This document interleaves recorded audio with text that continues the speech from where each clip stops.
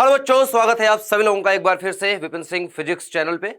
आज आपके लिए बहुत ही इंपॉर्टेंट चीज लेके आया हूं। एग्जाम से एक दिन पहले आज मैं बताने वाला हूं कि क्या तैयारी और कैसे तैयारी कर ले थोड़े से टाइम में। जैसा कि आप देख सकते हैं यहां पर लिखा है पूरी फिजिक्स नहीं है तैयार।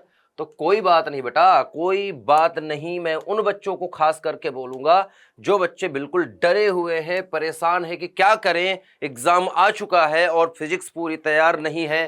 चाहे पूरे डेरिवेशन हो, चाहे पूरे न्यूमेरिकल की बात करें, चाहे थ्योरी क्वेश्चंस की बात करें, नहीं है तैयार अगर कंप्लीट फिजिक्स, तो फिर क्या करना चाहिए आपको, कितना पढ़ के चले जाएं एग्जाम में कि आपका काम बन जाए जो बिगड़ रहा है। ठीक है। और उन बच्चों को भी मैं बोलूंगा जो बच्चे तैयारी तो किए हैं लेकिन कहां ज्यादा ध्यान देना है तैयारी पर, यह आपको यहां से पता लग जाएगा।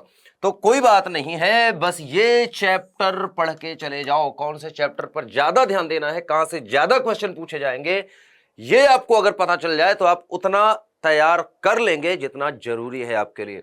ठीक है। और पेपर में मचा के आना है, बिल्कुल फोड़ के आना है। और ये स्टार्ट करते हैं। छोटी सी स्ट्रेटजी है, छोटा सा एक प्लान है जो मैं आपको यूपी बोर्ड के बच्चों को मैं बताने वाला हूं कि क्या करें कि आपके फिजिक्स में ज्यादा नंबर आ सके, या जल्दी रिवीजन भी आपको करना है कि कहां से पढ़े कि जल्दी रिवीजन हो जाए। तो सीधे टॉपिक पे चलते हैं, जल्दी से दिखाता हूं। मैं आपका एक ब्लूप्रिंट टाइप का है कि कौन से चैप्टर से कितना पूछा जाता है, उसके हिसाब से आपको यह आइडिया लग जाएगा कि यह चैप्टर इंपॉर्टेंट कितना है और कौन सा चैप्टर कम इंपॉर्टेंट है। अगर आपके दो ऑप्शन में दूं, जैसे दो चैप्टर है आपके पास, मान लो चैप्टर ए और चैप्टर बी। इस चैप्टर से मैं कह रहा हूं कि इस चैप्टर से 8 नंबर का आता है, इस चैप्टर से 3 नंबर का आता है। तो सिंपल सी चीज है दिमाग में कि सबसे पहले मुझे रिवीजन अगर करना है, जितना भी टाइम है उस टाइम में सबसे पहले जिस चीज का रिवीजन करना चाहिए और सही तरीके से, वो ये चैप्टर होना चाहिए। बी चैप्टर अगर नहीं रिवाइज कर पाती है, उतने अच्छे तरीके से नहीं तैयार है, तब भी आपका नुकसान 3 नंबर का होगा। लेकिन अगर आप बी पर ज्यादा ध्यान दे रहे हैं, ए को नहीं कर रहे हैं, तो 8 नंबर का नुकसान है आपका। इस वजह से ध्यान रखेंगे। आइए स्टार्ट करते हैं। तो अगर इकाई वार में आपके चैप्टर देखे और उसमें से अंकों का भार देखो कितने नंबर के पूछे जाते हैं, तो आपके सामने चीजें लिखी हैं। इकाई वार हम बात कर रहे हैं, जैसे वैद्युत आवेश तथा क्षेत्र, ठीक है, और स्थिर वैद्युत विभव तथा धारिता। ये दो चैप्टर एक यूनिट बोली जाती है, यूनिट नंबर 1, जिसको स्थिर वैद्युतिकी भी बोलते हैं आप। 8 नंबर का एग्जाम में पूछा जाता है। मींस कि दो चैप्टर मिला के 8 नंबर का पूछा जाता है। ठीक है। विद्युत धारा की बात करें, विद्युत धारा अकेले 7 नंबर का पूछा जाता है। अब आप समझ गए कि ज्यादा इंपॉर्टेंट यहां पर क्या हो गया। विद्युत धारा एक छोटा एक चैप्टर है, ये 2 चैप्टर है। ठीक है। दिमाग लगाइए, दिमाग लगाइए। वैसे भी मुझे ऐसा लगता है कि ये चैप्टर सभी बच्चों ने पूरे साल लगभग पढ़ा ही है। सबसे ज्यादा जो कोई चैप्टर पढ़ता है बच्चा, वो यही होते हैं ऊपर के, क्योंकि स्टार्टिंग फिजिक्स ज्यादा पढ़ लेते हैं आप, बाद वाले में ही दिक्कत होती है। तो मैं आपको बताता हूं कौन से इंपॉर्टेंट है। तो स्टार्टिंग के 4 यूनिट, तो चारों में आप देखें लगभग 8 नंबर का, 8 नंबर का और 8 नंबर का मिलता है। तो इसमें गतिमान आवेश और चुंबकत्व तथा द्रव्य 2 चैप्टर है। यहां पर 2 चैप्टर हो जाते हैं। इस चैप्टर की बात करें तो यूपी बोर्ड से बच्चों को बता दूं कि इस चैप्टर से आपको थोड़ा सा ही पढ़ना है। मेन आपका एक ही चैप्टर बचा, चैप्टर नंबर 4, जहां से 8 नंबर का है। तो मतलब यह समझ जाइए कि 5 नंबर का लगभग पहले वाले चैप्टर से आएगा, 3 नंबर 2 नंबर का नीचे वाले से आएगा। तो 8 नंबर का, इसको मैं 5 और 3 में डिवाइड कर सकता हूं, 5 3 में या 6 2 में आप बोल सकते हैं। अच्छा, विद्युत चुंबकीय प्रेरण और प्रत्यावर्ती धारा 8 नंबर का, जिसमें से प्रत्यावर्ती धारा ज्यादा पूछा जाएगा। तो अगर मैं 8 नंबर को देखूं तो 4 नंबर नहीं बल्कि 5 और 3 नंबर में मैं डिवाइड करना चाहूंगा। 5 नंबर प्रत्यावर्ती धारा, तो 3 नंबर का परसेंटेज जाता है चुंबकीय प्रेरण की तरफ। ठीक है। तो इस तरह से आपको याद रखना है। अगला मैं अगर बात करूं, विद्युत चुंबकीय तरंग 3 नंबर का छोटा टॉपिक है। ठीक है। इतना ज्यादा आपको ध्यान नहीं रखना है। अगर आपने पूरी तैयारी नहीं की तो इस चैप्टर को आपको छोड़ना भी पड़े तो कोई दिक्कत नहीं होनी चाहिए। ठीक है। फोकस करना है यहां पर, जहां पर 14 नंबर पूछा जा रहा है इन 2 चैप्टर से।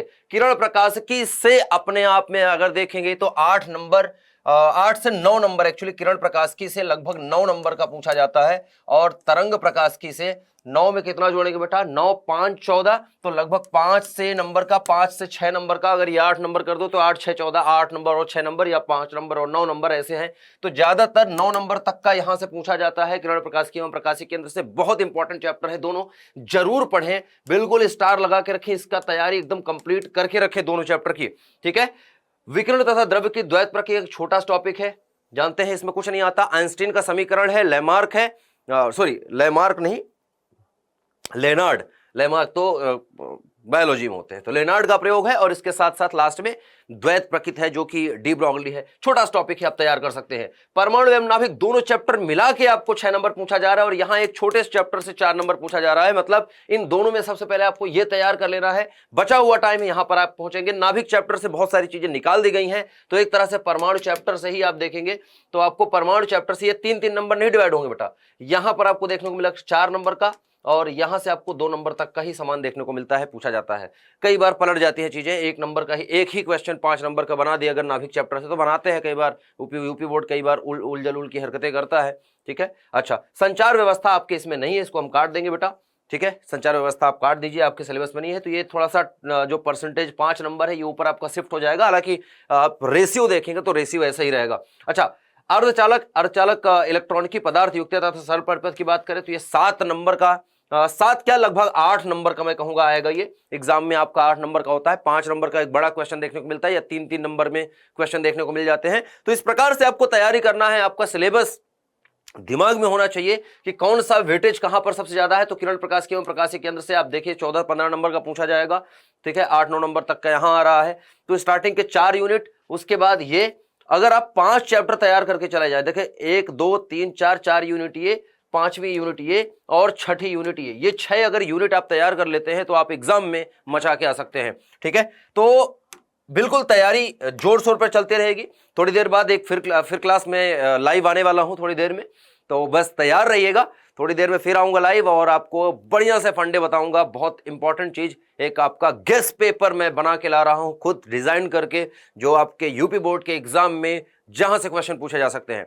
तो आज के लिए बस इतना है, फिर मिलेंगे अभी थोड़ी देर बाद। तब तक के लिए पढ़ते रहें, बढ़ते रहें और डरने की कोई बात नहीं है, मिलके मचाएंगे। ठीक है, और बिल्कुल ना घबराएं, हम हैं, हो जाएगा। मैं आपको बता दूंगा क्या क्या चीजें हैं।